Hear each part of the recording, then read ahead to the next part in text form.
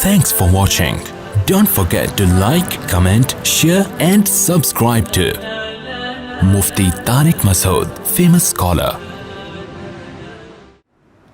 جو لوگ یوٹیوب پہ بیان سنتے ہیں یا فیس بک پہ، ان سے ایک گزارش تو نہیں کہہ سکتا میں، ایک نصیحت سمجھ لیں آپ کہ بیان جب سنیں نا یوٹیوب پہ یا فیس بک پہ تو A to Z پورا سنا کریں، تمیز سے، آرام سے. اس میں ہمارے ہاں افراتفری بہت ہے. میں عجیب بات بتاؤں، جب میں اپنے شیخ حضرت مفتی رشید احمد صاحب رحمہ اللہ تعالیٰ کے پاس گیا، یہ پوائنٹ ٹو بی نوٹڈ ہے، بہت اہم زندگی گزارنے کا اصول ہے. تو ہم نے ان کے بارے میں سنا یہ تھا کہ ان کا وقت بہت قیمتی ہے، ایک منٹ بھی، ایک سیکنڈ بھی وہ ضائع نہیں کرتے. بہت قیمتی وقت ان کا، اور بہت ٹائم کے پابند. تو میرا خیال ان کے بارے میں یہ تھا کہ وہ ہر کام بہت اسپیڈ سے کرتے ہوں گے، کیونکہ ٹائم کم ہے. تو انگریزوں کی طرح ہم نے تو بچپن میں جو انگریزی فلمیں اللہ معاف فرمائے دیکھی ٹی وی میں، سینما گھروں میں جا کے نہیں، جو آیا کرتی تھی نا اس وقت، تو گوروں کو ہم دیکھتے تھے ایک دم اسپیڈ میں سارے کام، نا ٹھک ٹھک ٹھک جا رہے ہیں، آ رہے ہیں، یہ وہ پھڈے بھی اسپیڈ میں، ہر چیز اسپیڈ میں. تو ہم اور باہر ہم پبلک کو دیکھتے تھے کہ اسپیڈ کے علاوہ ان کے پاس سب کچھ ہے. ایسے سست چل رہے ہیں تو پتہ ہی نہیں چل رہا کہ کہاں جا رہے ہیں. ان کا ارادہ جانے کا کہیں ہے بھی، یا ویسے ہی کسی نے دھکا دے دیا ان کو، ایسا ہی ہو رہا. اور جس طرح لوگ چل رہے ہوتے ہیں، تو آج کل لوگوں کی چال کو دیکھ کے لگتا ہے کہ یہ کسی ارادے سے گھر سے باہر نہیں نکلے، ابا نے دھکا دے کے نکالا ان کو. بیٹا گھر میں پڑا تنگ کر رہا تھا، ابا نے پش کیا، نکل، تو اب پتہ ہی نہیں کہاں جا رہا ہوں. تو ایسے لہراتا ہوا جیسے بونینزا کا اشتہار آ رہا ہے. تو دو انتہائیں ہم نے دیکھی تھیں. ایک انگریزوں کو دیکھا ایسے اسپیڈ میں، یہاں جا رہے ہیں، وہاں جا رہے ہیں، ادھر سے ٹن مارا، ادھر سے. ہر کام ان کا نا بہت ہی اسپیڈ کے، صبح دفتر جا رہے ہوتے ہیں، دیکھو نا گورے. اور ہمارے کچھ ریلیٹیو لندن سے آئے تو انہوں نے بتایا کہ گورا تو آرام سے بیٹھ کے کھانا بھی نہیں کھاتا. ان میں تو بہت سے لوگ چلتے چلتے برگر، ایک ہاتھ میں بوتل، کھایا اور پیا بس.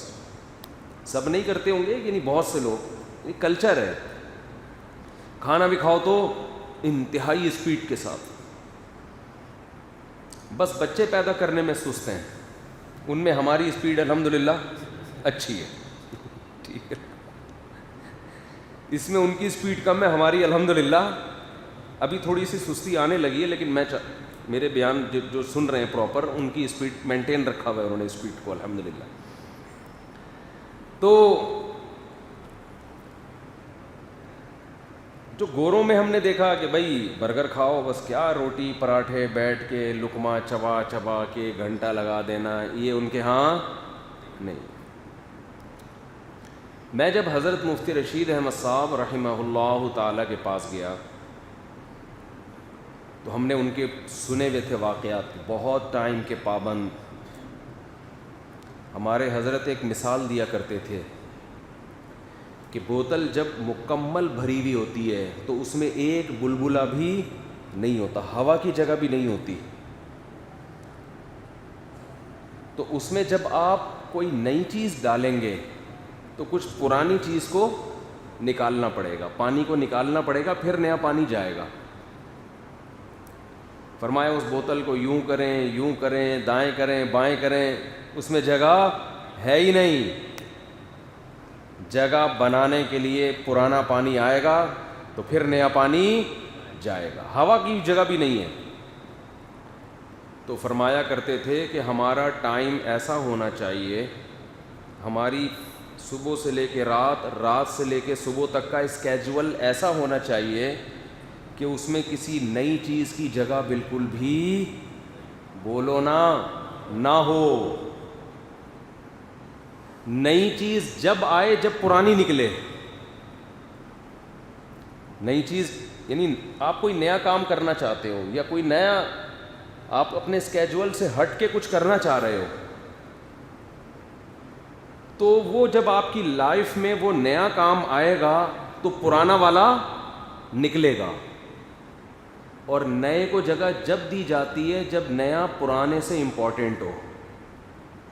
کیا خاندانی بات ہے یار, اللہ کرے. کھوپڑی شریف میں یہ کھوپڑی شریف کا لفظ اتنا مشہور ہو گیا کہ کسی نے مجھے بتایا کہ ہمارے بچے آپ کا بیان سنتے ہیں اور دوسرے کو کہہ رہے تھے کہ کیا کھوپڑی شریف میں بات آ رہی ہے کہ نہیں آ رہی ہے. بچہ سمجھا رہا تھا اس کو. ایک افغانی پٹھان مجھے کہہ رہا ہے, افغانستان کا پشتو, پتہ نہیں کیا کہہ رہا ہے کہ بڑا خاندانی کام کیا ہے انہوں نے کابل میں. میں نے کہا خاندانی کا لفظ کہاں سے لے لیا آپ؟ تو اللہ کا شکر ہے اردو یہاں سے ایکسپورٹ بھی ہو رہی ہے. تو جب بھی بوتل میں یا آپ کے گھر میں کوئی دراز ہے, بوتل سے زیادہ آسان مثال ایک ڈراز کی ہوگی نا, اس میں چیزیں بھری ہوئی ہیں اور آپ کے پاس وہی ہے, اس میں مزید آپ کچھ نہیں ڈال سکتے. فرض کر لیں نوٹوں سے بھری ہوئی ہے, پاکستانی روپیز 5,000 نوٹ کے گڈیاں اس ڈراز میں, وہ دراز جو ہے فل ہے, اس میں مزید ایک گڈی بھی نہیں آ سکتی, 1 روپیہ کی بھی گنجائش نہیں ہے, آپ نے بھر دیا اس کو. اب اگر کوئی آپ کو آ کے گفٹ دیتا ہے 5 روپے کا سکہ, یا کوئی روٹی گفٹ کر دیتا ہے آپ کو, اور آپ کے پاس اس دراز کے علاوہ اس روٹی کو رکھنے کی جگہ نہیں ہے, یا اس 5 روپے کو رکھنے کی جگہ نہیں ہے, یا 1000 کے نوٹ کو رکھنے کی اب جگہ نہیں ہے, اتنا فل کر دیا کہ اب دراز بندی نہیں ہو سکتی اگر آپ مزید کچھ رکھیں گے اسے. تو آپ کچھ 1000 کی خاطر 5000 کا نوٹ نکالو گے؟ بولتے کیوں نہیں؟ بولو. 5000 کی مثال کے بجائے میں 1000 کی مثال دیتا ہوں, وہ زیادہ اچھی طرح کھوپڑی میں آئے گی, کیونکہ 5000 کے نوٹ کی ویلیو ڈالر یا ہم مسقط کے کرنسی یا کویت کی کرنسی سے بھی مقابلہ نہیں کر سکتے نا, وہ تو 5000 تو اس سے بھی زیادہ ہے. ایسی مثال ہو جس کا مقابلہ تو کرایا جا سکے نا. 1000 کے نوٹ سے بڑی ہوئی ہے. اب کوئی 500 کا نوٹ آپ کو لا کے دیتا ہے, آ جائے گا اس میں؟ نہیں آئے گا.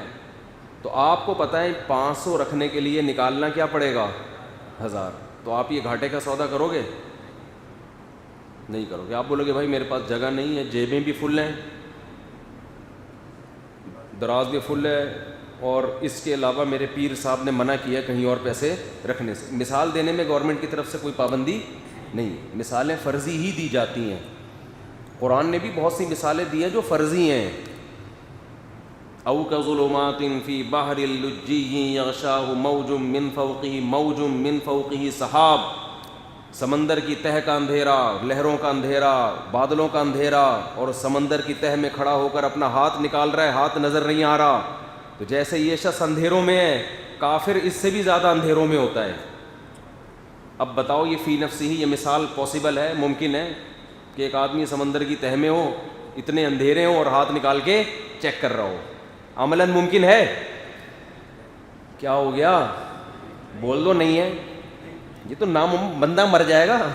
لیکن اتنی گہرائی میں جا کے کھڑا کیسے ہوگا؟ ہاتھ نکال کے دیکھا گیا. کیوں؟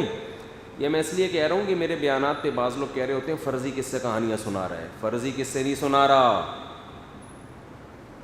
یہ مثالیں پیش کر رہا ہوں, اور ان مثالوں سے وہ چیز ثابت کر رہا ہوں جو قرآن و سنت سے ثابت ہے. اور مثالوں کے ذریعے قرآن و سنت کی باتوں کو ثابت کرنا یہ اللہ کی سنت ہے. ایک دفعہ میں نے ایک بیان کیا, ایک آیت پڑھی, اسی کی تشریح میں پورا بیان ہو گیا مثالوں سے. اسی آیت کو سمجھاتا رہا مثالوں کے ذریعے, واقعات کے ذریعے. بیان کے بعد ایک صاحب کہنے لگے پورا بیان سنا, ایک آیت پورے قرآن میں پورے بیان میں آپ نے بیان کی, باقی تو ساری اپنی باتیں کرتے رہے ہو بیٹھ. ہم یہاں قرآن و حدیث سننے کے لیے آتے ہیں, آپ کی باتیں سننے کے لیے نہیں آتے. میں نے ان سے کہا پورے بیان میں قرآن و سنت کے خلاف کوئی بات سنی ہے آپ نے؟ اپنی باتیں, بھائی وہ ایک ہی آیت کی میں تشریح کر رہا ہوں نا. اگر ایک ہی آیت کھوپڑی شریف میں بیٹھ جائے ایک بیان سننے کے بعد, تو اور کیا چاہیے بھائی. میں نے کہا کوئی بات آپ کو پورے بیان میں قرآن و سنت کے خلاف ملی ہو تو بتاؤ. تو یہ لوگ عجیب عجیب طرح کی باتیں کر رہے ہوتے ہیں. تو آپ نے دراز میں 500 کسی نے آپ کو دیے اور کہا کہ یہ دراز میں رکھ لیں, آپ رکھو گے؟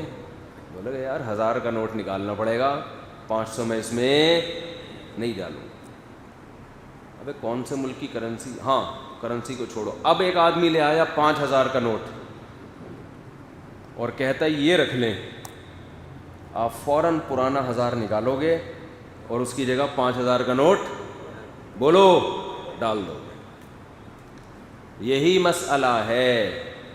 ہمارے حضرت فرمایا کرتے تھے کہ 24 گھنٹے آپ کا اسکیجول ایسا ہونا چاہیے کہ اس میں جب اس دراز میں اس ٹائم میں کوئی نئی چیز آئے تو پرانی سے قیمتی ہو تو اس کو لاؤ اور پرانی کو نکال دو. پرانی سے قیمتی نہیں ہے تو آپ لوگوں کو بتاؤ کہ میرا یہ شیڈول ہے, یہ اسکیجول ہے, اس میں مزید کوئی گنجائش نہیں ہے. نہیں آ رہی بات؟ آ رہی ہے. اب سب ہم جب جس کے یہ حالات ہوں, ہم نے ان کے بارے میں پڑھا بھی, ان کی کتاب بھی چھپ چکی تھی کہ بھئی ایسا اسکیجول ہے, تو ہم نے کہا یار ان کی لائف تو انگریزوں سے زیادہ فاسٹ ہوگی پھر نا, ان کے پاس تو ٹائم ہی نہیں ہے کسی چیز کا, تو وہ تو ہر کام اسپیڈ میں کرتے ہوں گے. کھانا بھی کھا رہے ہیں تو اسپیڈ میں, آ رہے ہیں تو اسپیڈ میں, جا رہے ہیں تو اسپیڈ میں, بیٹھ رہے ہیں ملاقات کا ٹائم دے رہے ہیں تو بس جلدی جلدی مکمل کرو. بھائی ٹائم کیا ہے, مزید ایک قطرے کا بھی ٹائم نہیں ہے, اس ایک قطرہ پانی بھی نہیں ڈال سکتے.